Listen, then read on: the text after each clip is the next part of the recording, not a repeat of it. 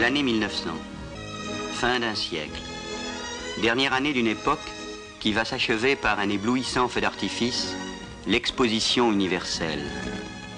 Paris, fin de siècle, c'est la douceur de vivre, mais c'est aussi la chaleur de l'espérance. On croit que le triomphe de la science fera le bonheur des hommes. Le Paris de cette époque, si proche et si lointaine, nous apparaît comme une ville calme et nonchalante. Et pourtant, les Parisiens se plaignaient d'une vie trépidante et d'une circulation de plus en plus dangereuse.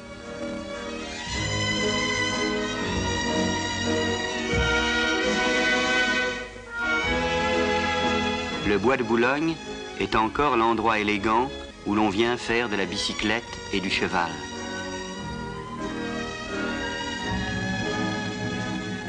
Émile Loubet est président de la République.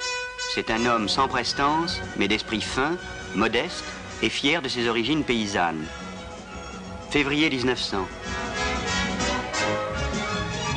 Sur les grands boulevards, derrière le char de la mi-carême, passe un omnibus à vapeur.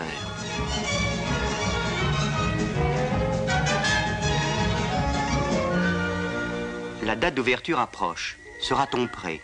On représente déjà l'exposition sous les traits d'une petite Parisienne qui s'excuse de n'être pas encore habillée. Pourtant, le 15 avril, le président Loubet, accompagné de M. Millerand, inaugure l'exposition.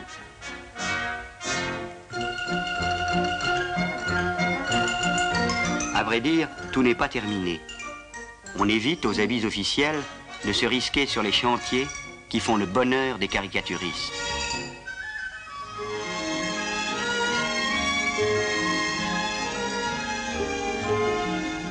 Depuis 5 ans, d'immenses travaux ont bouleversé les deux rives de la Seine, entre les Invalides et la Tour Eiffel. Une ville nouvelle, éphémère, se créait à l'intérieur de l'autre. Tout un quartier de Paris prenait l'aspect fabuleux d'un pays inconnu, dont la porte monumentale, du plus pur moderne style, se dressait près de la place de la Concorde.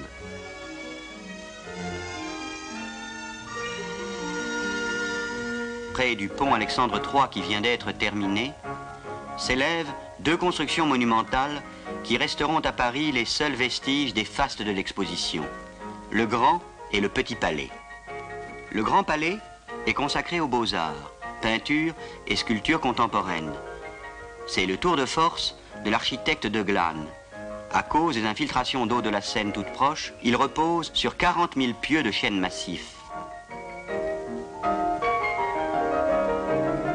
Le Petit Palais renferme une exposition rétrospective de l'art français, réunissant les richesses des musées de province, les trésors des églises.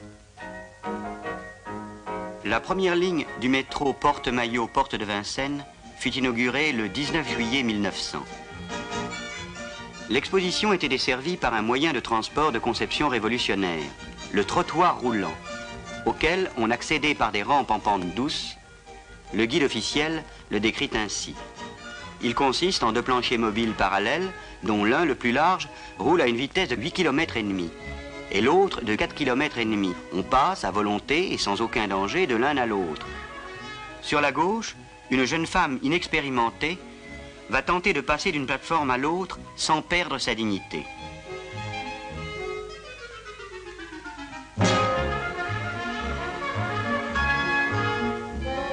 Le mouvement est continu, le tarif unique est de 50 centimes. Le trottoir roulant faisait un grand cercle au croisement de l'école militaire, reposant sur un viaduc en charpente de 7 mètres de hauteur.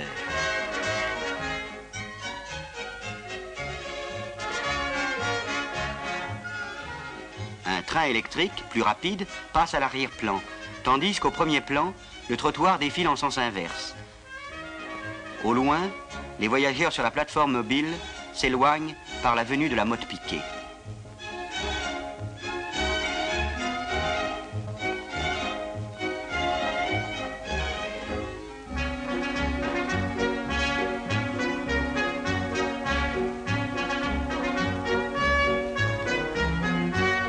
Arrivée à l'hôtel des Invalides, la plateforme passait devant une des portes principales de l'exposition donnant sur l'esplanade.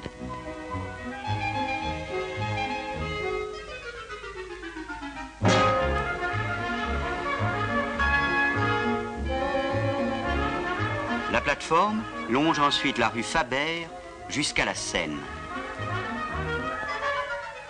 Sur l'esplanade des Invalides, en face du pont Alexandre III, une ville de palais blancs faite de bois et de staff était sortie de terre.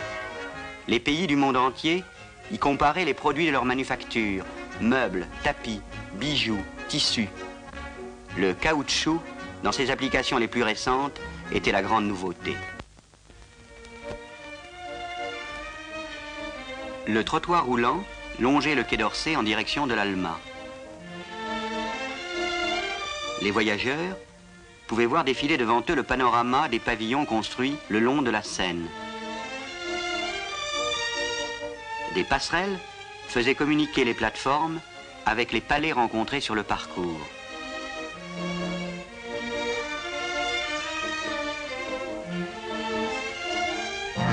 Au fond, le trottoir roulant enjambe le quai. Une passerelle de bois avait été construite pour les piétons. Elle permettait aux visiteurs de traverser la Seine sans sortir de l'exposition. Sur la rive gauche de la Seine, entre l'Alma et les Invalides, la succession des palais des puissances étrangères était appelée rue des Nations. La Suède, étrange d'Éric aux écailles de bois. À côté de la Suède, un grand bâtiment carré de style florentin, le palais de la principauté de Monaco. Le pavillon de l'Espagne emprunte ses tours à l'Alcazar de Tolède. La Norvège, rustique chalet de sapin. La Belgique, reproduction de l'hôtel de ville d'Audenarde. L'Angleterre, copie d'un château du XVIe siècle, Kingston House. À côté, la Hongrie. La Bosnie-Herzégovine, le pavillon d'Autriche de style baroque, le pavillon des États-Unis coiffé d'un dôme. Sur la rive opposée, à l'emplacement actuel du musée d'art moderne, s'élevait une reconstitution du vieux Paris, imaginée par M. Robida, célèbre pour ses romans d'anticipation.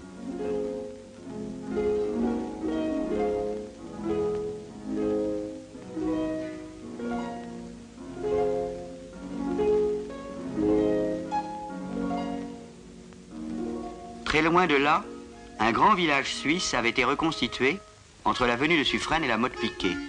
On y trouvait des vallons, des cascades, des verts pâturages et des bois de sapins. Des divertissements folkloriques étaient donnés dans ce paysage enchanteur, recréé par le stuc et le ciment.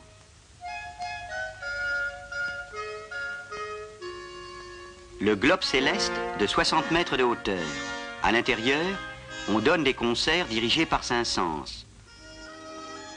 Avenue de la Bourdonnais, la plateforme passait devant les immeubles à la hauteur des fenêtres du premier étage, provoquant des incidents dont Courteline s'inspira pour sa pièce, l'article 330. Les nombreux palais de la grande industrie et de la production agricole s'étendaient sur le champ de Mars, de l'école militaire à la Tour Eiffel. Du premier étage de la Tour Eiffel, la vue s'étendait de l'autre côté de la Seine, sur toute la colline de Chaillot, où se trouvaient réunis les pavillons des colonies. Au loin, la Grande Roue, à l'extrémité du champ de Mars, derrière un château d'eau monumental, le palais de l'électricité, orné d'un diadème de fer, de verre, de zinc, qui la nuit crépite d'étincelles multicolores. La fée électricité, énorme femme de 9 mètres de haut, s'élance vers l'espace. Précédé d'huissier en culotte courte, le président Loubet quitte le palais des fêtes. C'était une grande salle circulaire couverte d'une coupole de 90 mètres de diamètre. C'est de là que partaient d'innombrables défilés folkloriques que les opérateurs de M. Louis Lumière tourneront inlassablement.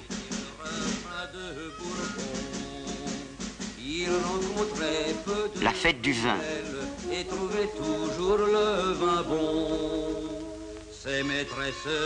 La femme est reine de toutes ces fêtes, reine des fleurs, reine des parfums, reine des rêves qu'emportent les touristes, toujours dans le style de la vie parisienne. Mais que symbolise ce dernier cortège précédé d'un amite.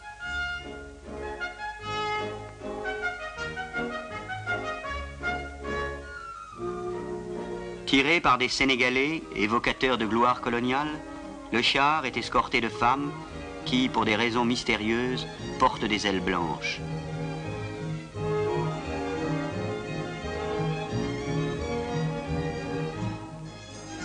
Des jardins, des parterres fleuris, des fontaines entouraient la tour Eiffel. À l'arrière-plan, à droite, l'imposant pavillon des machines. Au pied du Trocadéro étaient groupés les pavillons des colonies françaises et étrangères. Toute la colline était un rêve d'exotisme où se mêlaient les casbahs, les mosquées, les pagodes, les paillotes. Le père de famille se dit qu'il reviendra seul pour admirer le ventre mobile des Ouled Niles. La réalité est un peu décevante. On sert du thé à la menthe et les enfants sont admis. La célèbre danseuse américaine, Loie Fuller. Il faut imaginer les voiles qu'elle agite éclairées de lumières changeantes. Elle est tour à tour flamme, fleur, étoile, libellule ou papillon de nuit.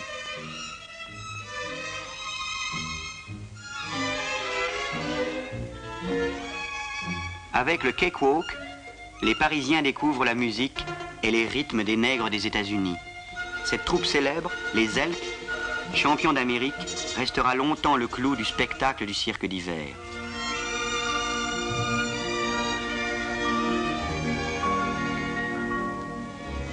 Pour clôturer l'exposition, le président Loubet avait convié tous les maires de France à un banquet monstre dans les jardins des Tuileries. L'exposition avait été non seulement un succès, mais aussi un bienfait.